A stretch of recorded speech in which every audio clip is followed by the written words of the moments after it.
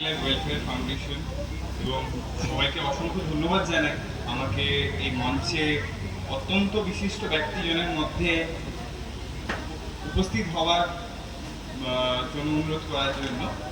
তো এবার আমি খুব বেশি কিছু বলবো না, কয়েকটি কথা বলবো যে যুব সম্প্রদায় কতটা গুরুত্ব আমাদের সমাজ গঠনে। আমার নাম ধ্রুবনারায়ণ পণ্ডা, জন্ম এবং শিক্ষাসূত্রে বাঙালি এবং কর্মসূত্রে এক ভারতীয়। আজ স্বাধীনতা দিবসের দিন আমরা সকলে ৮০ বছর অতিক্রম করেছি সেই স্বাধীন ভারতের স্বপ্ন পাওয়ার পর। কিন্তু স্বাধীন মানে একটা আনন্দ যেমন তেমনই এক দায়িত্ব। একটা কথাই আছে, মাতৃভূমিষ্ঠ স্বর্গাদপি গরিয়সী। 2019 সাল, আমি এক কলেজের ছাত্র। আমরা সাধারণত দীঘা আমার বাড়ির খুব কাছাকাছি, বাড়ি যেহেতু মেঘদা, কলকাতা থেকে প্রায় 6 ঘন্টা দূরে। আমাদের স্বপ্নকে সেইভাবেই বড় করতে হয়, নিজের পরিশ্রমকে সেইভাবেই অনেকটা উপরে নিয়ে যেতে হয়। দীঘায় আমি দুটি গল্প বলবো, ছোট গল্প। আমার পরিচয় অলরেডি আপনাদের কাছে আছে।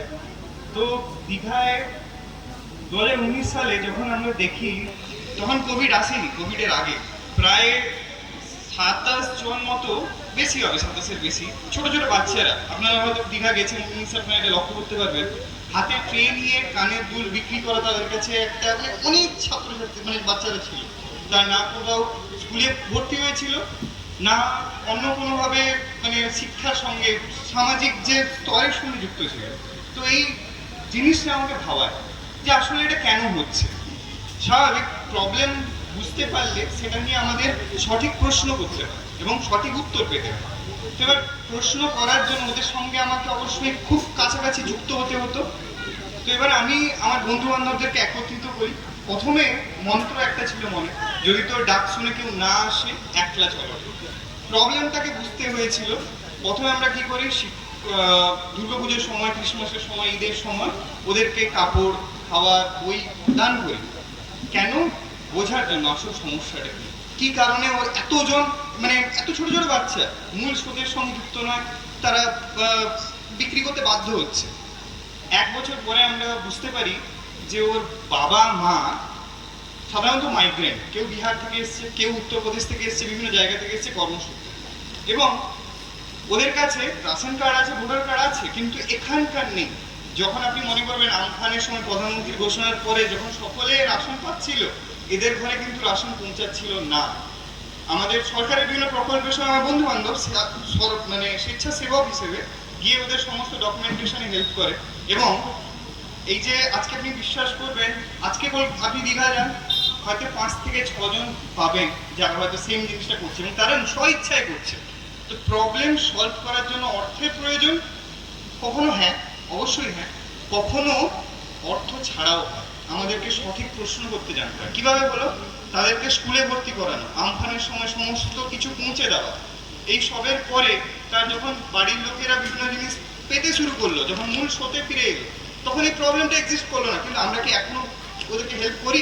হ্যাঁ, মির্জাপুরে স্মাইল চ্যারিটি বলে একটা অর্গানাইজেশন আছে, যারা ওদেরকে প্রত্যেক বছর কিছুটা হেল্প করে। আমি ওনাদেরকেই দেখিয়ে দিয়েছিলাম যে কি হচ্ছে, কেমনভাবে প্রবলেম হচ্ছে।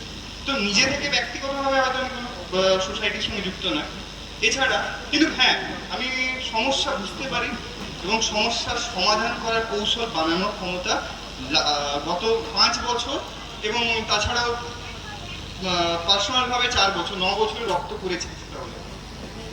এছাড়া যখন কোভিড, আরেকটি প্রবলেমের কথা বলবো, কোভিড-19।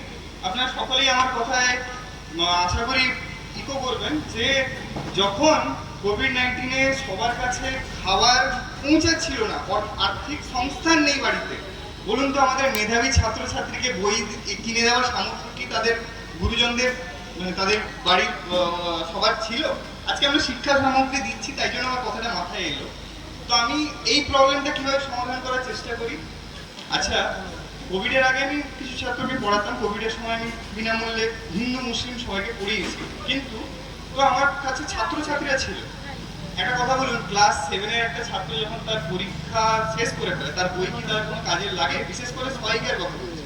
কিন্তু ক্লাস 6 এর যে ছাত্রটা 7 এ উত্তীর্ণ হচ্ছে, মেধাবী ছাত্র, যার বাড়িতে হয়তো সেই সামর্থ্য নেই ওকে সহায়িকা এনে দেওয়ার, তো তাদের কাছে সেটা কিন্তু নতুন বইয়ের থেকেও বেশি মূল্যবান। তো এবার সমস্ত বই আমার ছাত্রছাত্রীদের কাছ থেকে, সব পরিচিত সবার কাছ থেকে কালেক্ট করে আমি বাড়িতে, নিজের বাড়িতে একটা জায়গায় মানে সবগুলোকে জমা করি এবং নাম দিই আমাদের প্রাক্তন রাষ্ট্রপতি ডক্টর এপিজে আব্দুল কালামের নামে। লাইব্রেরির নাম রাখি কালাম বা কলম, কারণ একটা এখানে যথেষ্ট গুণী ব্যক্তিরা আছেন যারা নিজেদের কলম দিয়ে সমাজকে প্রভাবিত করেছে। একটা কলম পারে কিন্তু সমাজকে পরিবর্তন করে দিতে। আজকে আমরা স্বাধীনতা দিবসের দিন অনেক বীর মানুষদের কথা বলছি, কিন্তু সাহিত্যিকরাও নিজেদের কলমে, বিভিন্ন পত্রিকায়, বিভিন্ন অধিবেশনে, বিভিন্ন লেখার মাধ্যমে আমাদের মধ্যে ওই স্ফুলিঙ্গ জাগিয়েছেন, যার মাধ্যমে কিন্তু আজকে আমরা স্বাধীন হয়েছি। আচ্ছা, আপনারা একটা কথা বলুন তো, তোমরা আমাকে রক্ত দাও, আমি তোমাকে স্বাধীনতা দেব, এই কথার মূল্য কতটা, এই জিনিসটা আমাদের মধ্যে কতটা শক্তি জাগরণ ঘটায়। তো সেইভাবে কালামে আমরা বিভিন্ন ছাত্রছাত্রীদেরকে দিতে পেরেছি। তারপরেও এখনো আমার বাড়িতে এসে আমার পরিচিত যারা জানে তারা কিন্তু নিজের বই সহায়িকা নিয়ে যায় এবং আমাকে দিয়ে যায়। তো একটা কথা বলবো, বিশ্বাস করবেন না, যখন দীঘায় আমি গিয়ে মানুষজনকে, কোভিডের টাইম, হাতে মাস্ক পরা, পুরো প্রিকশন নেওয়া, আমি যখন একজন মহিলাকে কাপড় দিচ্ছি, ওনার কাপড় দেওয়ার পর ওনার স্বামীকে আমি কাপড় দিচ্ছি, প্রথমে ওনার স্বামীকে কাপড় দেওয়া, মহিলাকে যখন কাপড় দিচ্ছি, আমি দেখিনি, আমার একজন সহকর্মী ওটা একটা ভিডিও দিচ্ছিল, ওই মহিলার স্বামী, বিশ্বাস করতে পারবেন না, 5 মিনিট প্রণাম করার মতো। আমি যখন বাড়ি এসে সেই জিনিসটাকে ভিডিওতে দেখি, আমার চোখে সত্যিকারে অশ্রু ধরে গেছে। কেন? সমাজে আমরা খেতে পাচ্ছি, আমরা শিক্ষা পাচ্ছি, আমরা সবকিছু পাচ্ছি, কিন্তু এমন অনেকে আছে যাদের কাছে একটা কাপড় সত্যি বলতে 1,00,000 টাকা সোনার থেকেও বেশি দামি, কারণ সম্মান আগে, তারপরে আমরা অনুকরণে যাই, তাই না? তো আমি এই প্রবলেমটা বোঝার জন্য আরো জানার চেষ্টা করি, বোঝার চেষ্টা করি, নিজের মধ্যে একটা ফ্রেমওয়ার্ক তৈরি করার চেষ্টা করি, যাকে বলি আমি পেশ, পলিটিক্যাল, সোশ্যাল, ইকোনমিক্যাল এবং টেকনোলজিক্যাল ফ্রেমওয়ার্ক, যেটা একটা মানুষের সঠিক ডিসিশন নিতে হেল্প করে। তো 2021 সালে আমি আমার কম্পিউটার সায়েন্সে কলেজ টপার ছিলাম, ইউনিভার্সিটিতে সেকেন্ড র্যাঙ্ক হাসিল করতে পারি, কিন্তু একটি ন্যাশনাল কম্পিটিশন হয়, debate competition, tata consultancy service ওটা অর্গানাইজ করে, সেখানে ভগবানের আশীর্বাদে আমি গেস্ট স্পিকার সিলেক্ট হই এবং ওনার যিনি ইন্ডিয়া হেড ছিলেন তিনি আমাকে বলেন যে ধ্রুব, তুমি কি আমাদের সঙ্গে কাজ করতে চাও? আমি কম্পিউটার সায়েন্স, আর যেটা কাজ করছিল সেটা হচ্ছে সমাজের জন্য, সিএসআর, আপনারা সকলেই জানেন, কর্পোরেট সোশ্যাল রেসপন্সিবিলিটি, মানে যেখানে প্রত্যেকটা অর্গানাইজেশন তার অর্থের কিছু কিছু ক্রাইটেরিয়া আছে, 2% সমাজ সেবার জন্য দিতে মানে বাধ্য হয় গভর্নমেন্টের নিয়ম অনুসারে। তো টাটা গ্রুপ, টাটা নামই আমরা কিন্তু বিশ্বাস থেকে আছি, টাটা নামক বাইকটা, তাদের আমি প্রায় 2.5 বছর কর্ম করার সুযোগ পেয়েছিলাম। 5টা প্রজেক্ট, একটা মানুষ যিনি, যার কাছে বেসিক লিটারেসি নেই, থেকে একটা ছেলে যে চাকরি মানে পড়াশোনা কমপ্লিট করে চাকরি করতে যাচ্ছে, সবার জন্য প্রজেক্ট বানাতে, স্ট্র্যাটেজি বানাতে ভগবানের আশীর্বাদে আমি সক্ষম হই এবং আমি আমার 2.5 বছরের মানে কর্মজীবন টিসিএসের সময় শেষ করি অ্যাজ কমিউনিটি এনগেজমেন্ট অফিসার। এবার আমি অনেক কিছুই বলতে পারবো, কিন্তু আমি কয়েকটা কথা বলি। একটা মানুষ, হ্যাঁ, কর্ম মাধ্যমেও, আমি কম্পিউটার সায়েন্সের একটা ছাত্র ছিলাম, ঠিক আছে, তো স্বাভাবিকভাবে কর্ম করে আমরা অনেকভাবে উপার্জন করতে পারি, কিন্তু মানুষের সেবা করেও উপার্জন করা যায়। সেখানে এনজিও আছে, সেখানে সিএসআর আছে, গভর্নমেন্ট আছে, যারা কিন্তু মানুষের সেবা করার জন্য মানুষকে সুযোগ দেয়, এবং সত্যি বলছি আমি করতে পেরেছি। এবং প্রায় 37,000 মানে কলেজের স্টুডেন্টরা আজকে টিসিএস বা বিভিন্ন মানে সংস্থানে কর্ম করছে, এটা একটা ডেটা, কিন্তু আমি কনফিডেন্সিয়ালিটি ব্রেক করতে চাই না, এটা একটা গল্প ফিগার। বাট আপনি একটা কথা বলুন, এটা যদি ভালোভাবে বুঝতে চান, বিহারে বসে থাকা একটা ছেলে যার পরে ছাদ থেকে জল পড়ছে, একটা মেয়ে যার জীবনে অনেক বড় কিছু করার স্বপ্ন, কিন্তু বাড়ির লোকের ক্ষমতা নেই ওকে পড়ানো, ও চাকরি পাওয়ার, বা একটা ছেলে যার মা বা বাবা অসুস্থ, এনে দেওয়ার মতো ক্ষমতা নেই, তার চাকরি পাওয়ার পর জীবন কিভাবে পরিবর্তন। শেষ একটা গল্প বলি, কেন আমি আজকে স্যারেরা আমার একটা ইন্ট্রোডাকশন দিয়ে কেন আমি অন্ধদের নিয়ে কাজ করছি। গড়িয়া স্টেশন 2023 সাল, metro station, new Garia metro station, নিচের ফ্লোরে আমি দেখি একটা ছোট্ট বাচ্চা, একটা মানে অন্ধ মানুষ, যিনি বাঁশি বাজাচ্ছেন এবং তার মা বসছেন পাশে, বয়স্ক মা। 3টে জেনারেশন ওই মেট্রো স্টেশনে এক কথায় বাঁশি বাজিয়ে মানুষের কাছে ভিক্ষা চাইছে। সেখানে অফিস যাচ্ছি, আমি সোসাইটি নিয়েই কাজ করছি, সেই জিনিসটা আমাকে এমনভাবে ভাবায়, আচ্ছা যারা অন্ধ তাদের কাছে কি সত্যি করুণা ছাড়া অন্য কোনো উপায় নেই জীবনে দাঁড়ানো? আমি খুঁজতে থাকি কারা কাজ করছে। তো রাষ্ট্রপতি পুরস্কার পাওয়া একটা অর্গানাইজেশন যেখানে আমি কাজ করছি, তো ওদের সঙ্গে যুক্ত হই অ্যাজ এ স্টেট কোঅর্ডিনেটর। ভারতবর্ষে এরকম অনেক কিছু আছে যেটা তথ্য আমাদের কাছে নেই। আমি পশ্চিমবঙ্গ, উড়িষ্যা, নর্থ ইস্টে 3টে রাজ্যের দায়িত্বে ছিলাম। গভর্নমেন্টের mass education extension department, ministry of education এবং অন্যান্য রাজ্যের ক্ষেত্রে আলাদা। সবার সঙ্গে অতপ্রতভাবে director madam, deputy director madam, মিনিস্টারদের সঙ্গে কাজ করার সুযোগ পেয়েছি। কিন্তু আমি বুঝতে পারি একটা কথাই বলে, একটা মানুষকে আমরা সবাই দেখতে পাই, আমাদের মধ্যে কোনো বিকলাঙ্গতা নেই। আমাদের কাছে যখন একটা মোবাইল আসছে, আমাদের কাছে যখন একটা ল্যাপটপ আসছে, আমাদের কাছে যখন একটা মাইক্রোফোন আসছে, ওটা আমাদের জীবনকে সহজ বানিয়ে দিচ্ছে। কিন্তু আপনি ভাবুন তো, একটা মানুষ যার মধ্যে বিকলাঙ্গতা আছে, তার কাছে টেকনোলজি বা প্রযুক্তিবিদ্যা তার জীবনটাকে সহজ বানিয়ে দিতে পারে, শুধু নয় তার জীবনটাকে সম্ভব বানিয়ে দিতে পারে। আমি যে দেখতে পাই না, আমি কথা শুনে আমি আমার শিক্ষা গ্রহণ করতে পারছি। যে হাঁটতে পারছিল না, আর্টিফিশিয়াল লিম্বসের সাহায্যে উনি কিন্তু হাঁটতে পারছেন, প্যারাঅলিম্পিক্সে ভারতের জন্য গোল্ড মেডেল নিতে পারছেন। তো সুতরাং এইখান থেকে যেখানে গ্যাপগুলো ছিল, আমি আমাদের ডাইরেক্টরকে বলে আজকে আমি মাইক্রোসফট রিসার্চ প্রিন্সিপাল সায়েন্টিস্টরা আছেন, IIT ব্যাঙ্গালোরের সমস্ত রিসার্চাররা সায়েন্টিস্টরা আছেন, এবং আমি কাজ করি যে প্রযুক্তিটা তৈরি হয় সেটা একটা মানুষ যার জন্য তৈরি তার কাছে যাতে ঠিকঠাক করে পৌঁছায়, সেটা দায়িত্ব আমার। বিশ্বাস করবেন, আমি আমি আর বেশি দীর্ঘায়িত করবো না। 2024 সালে 2 নভেম্বর টাটা কনসালটেন্সি সার্ভিসে গীতাঞ্জলি পার্কে অর্থাৎ কলকাতায় আমাকে সেরা প্রাক্তন কর্মী হিসেবে সম্মান করা হয়। 750 ইঞ্জিনিয়ারিং নন ইঞ্জিনিয়ারিং স্টুডেন্টস, প্রফেসর, রিসার্চার্স আমাদের সামনে আমার একটা বক্তব্য রাখতে সুযোগ দেওয়া হয় এবং আমি এখানকার যিনি হেড ওনার হাত থেকে একটা অ্যাওয়ার্ড পাই।